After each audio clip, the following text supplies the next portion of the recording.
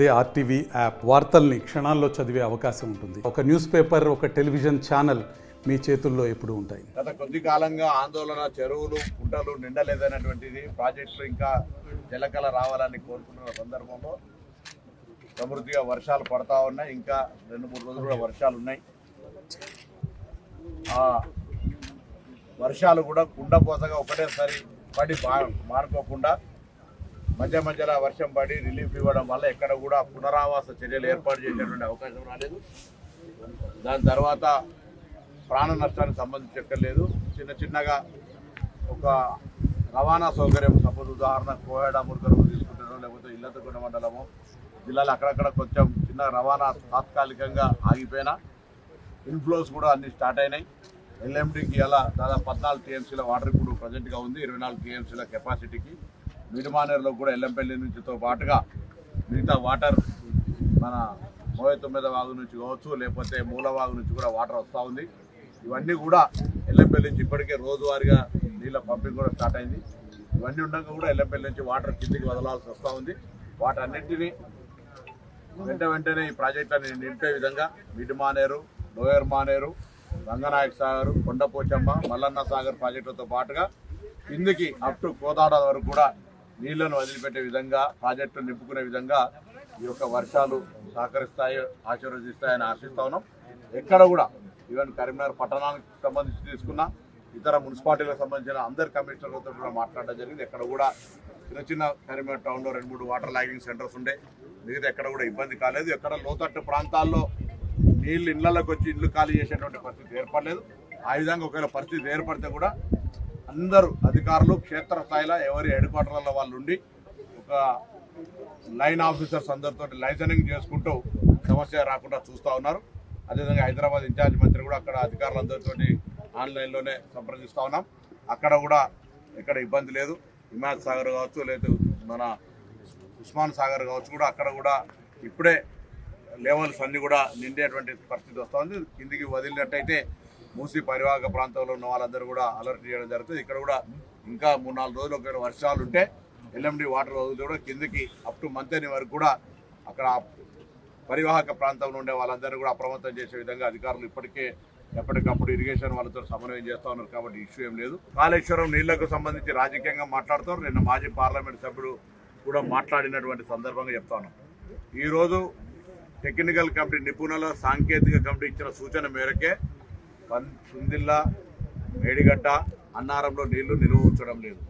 కానీ ఎల్లంపల్లి వాటర్ను ప్రతి చుక్కను వినియోగించుకునే విధంగా రేపు వరద కాలువ ద్వారా ఇంకా శ్రీరామ్ సాగర్ 62 టీఎంసీలో వచ్చింది. దాని కెపాసిటీకి అవి వచ్చిన తర్వాత అవన్నీ కూడా ఈ ప్రాంతంలో ఉండబడే అన్ని ప్రాజెక్టులు నింపుకునే విధంగా మరి కార్యక్రమం చేపట్టడం జరిగింది.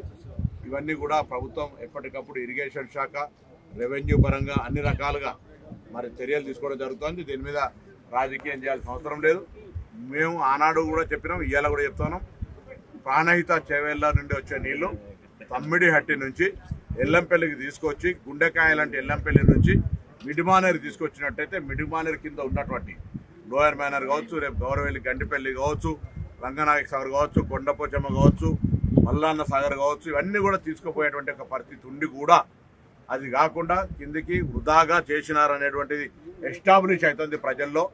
ఇది పూర్తిగా మాకు ఇంకా రేపు భవిష్యత్తులో ఇబ్బంది కలుగుతుందని మొండి వాదన చేసే ప్రయత్నం చేస్తారు. కానీ భగవంతుడు వారికి ఆ అంశాన్ని కూడా అవకాశం ఇస్తలేడు. ఎట్లయితే పార్లమెంట్లో 0 రిజల్ట్ వచ్చిందో ఇప్పుడు కూడా ప్రకృతి సహకరించి ఉండపోత వర్షాలు కాకుండా గ్యాప్ ఇచ్చుకుంటూ వర్షాలు పడడం వల్ల నీటి చుక్క ప్రతిదీ వినియోగంలోకి వచ్చి అది ప్రాజెక్టులోకి రావడం, చెరువులోకి రావడం, పొంగి పొర్లిపోయే వృధా అయ్యేటువంటి పరిస్థితి లేకుండా జరుగుతోంది. ఇది శుభసూచకం. అదేవిధంగా ఇవన్నీ కూడా తొందరలో 2-3 రోజులు వర్షాలు ఈ విధంగానే పడి నిండినట్టయితే అందరూ కూడా జలకళతో ఎప్పటికీ రాబోయే కాలంలో వ్యవసాయం మరొక్కసారి ఈ రాష్ట్రంలో ఇబ్బంది లేకుండా జరుగుతుంది. ఆ విధంగా జరగాలని ప్రతిపక్షాలు కూడా కోరుకోవాలి. రాజకీయాన్ని ఇంకో విధంగా చేయండి తప్ప వర్షాలు, ప్రాజెక్టులు, వ్యవసాయం పేరు మీద రాజకీయం చేయడానికి కోరుతాను. అదేవిధంగా ఇప్పటికే ముఖ్యమంత్రి గారు చీఫ్ సెక్రటరీ గారికి ఆదేశించినారు. చీఫ్ సెక్రటరీ గారు కూడా జిల్లా కలెక్టర్లందరికీ అప్రమత్తం చేయడంతో పాటుగా కంట్రోల్ రూమ్ ఏర్పాటు చేసుకున్నారు. అదేవిధంగా ఎక్కడికక్కడ అప్రమత్తంగా ఉండడమే కాకుండా ఇప్పుడు హైదరాబాద్ లాంటి ప్రాంతం లోపల అక్కడ పాఠశాలకు సెలవు ఇచ్చినారు. ఇంకెక్కడైనా జిల్లాలో ఎవరికైనా ఒకవేళ వర్ష తీవ్రత ఉంటే జిల్లా కలెక్టర్లే అక్కడ ఉన్నటువంటి విశేష అధికారులతోటి పాఠశాలలకు సెలవులు ప్రకటించే విధంగా ప్రభుత్వం కూడా ఆదేశాలు జారీ చేయడం జరిగింది. సో అన్ని రకాలుగా ప్రాణ నష్టం జరగకుండా పునరావాస ఏర్పాట్లు చేయాల్సి వస్తే లోతట్టు ప్రాంతాల్లో ప్రజలను అప్రమత్తం చేసేందుకు పోలీసులు, రెవెన్యూ, మొత్తం యావత్ తెలంగాణ యంత్రాంగము, మా ప్రజలు కూడా గౌరవ శాసనసభ్యులందరికీ కోరుతా ఉన్నాం. నిన్నటి నుంచి మా ప్రభుత్వ విప్పుల ద్వారా అందరు ఎమ్మెల్యేలకు కూడా సందేశం ఇచ్చినాం. స్థానికంగా ప్రజలతో మమేకమై ఎక్కడైనా ముంపుకు గురైనా ఎవరైనా ఇబ్బందుల్లో ఉంటే పునరావాసంతో పాటుగా అన్ని రకాల చర్యల్లో పాలు పంచుకోవాలని పార్టీ నాయకత్వం కోరుతా ఉంది. ప్రభుత్వం తరఫున కూడా ప్రజలందరూ కూడా విజ్ఞప్తి చేస్తారు. నీళ్లు రోడ్డు మీద దాటి ఎంతో ప్రవహిస్తూ ఉంటుంటే ఈవెన్ 2 వీలర్లు కూడా అనుమతించకుండా ఆదేశాలు ఇవ్వడం జరిగింది. ఇదన్ ముల్కనూరు కోహెడ మధ్యలో జరిగినటువంటిది కావచ్చు, లేదా బస్సాపూర్ సిద్దిపేట పోయే దారి కావచ్చు, ఎక్కడెక్కడైతే లో లెవెల్ బ్రిడ్జెస్ ఉన్నాయో వాటన్నిటిని నోట్ డౌన్ చేసుకొని గవర్నమెంట్ దగ్గర ప్రతిపాదన కూడా చేస్తాం. ఉదాహరణకు హైదరాబాద్లో 141 వాటర్ లాగింగ్ సెంటర్స్ ఉంటే వాటి దగ్గర అంతా కూడా వెంటనే అండర్ గ్రౌండ్లోనే 1,00,000-2 లక్షల లీటర్ల స్టోరేజ్ చేసి వర్షం వచ్చినప్పుడు వాటర్ స్టాగ్నేట్ కాకుండా చేయాలి, లాగింగ్ కాకుండా చేయాలనేది ఎట్లా జరుగుతుందో ఈ లోవర్ లెవెల్ బ్రిడ్జెస్ పెట్ట కూడా అన్నింటిలో నోట్ చేసుకొని ఎక్కడెక్కడైతే ట్రాఫిక్ అక్కడ రవాణా సౌకర్యం అంతరాయం కలిగిందో వాటి మీద కూడా తగిన చర్యలు తీసుకునే విధంగా నిర్ణయం చేయడం జరుగుతుంది.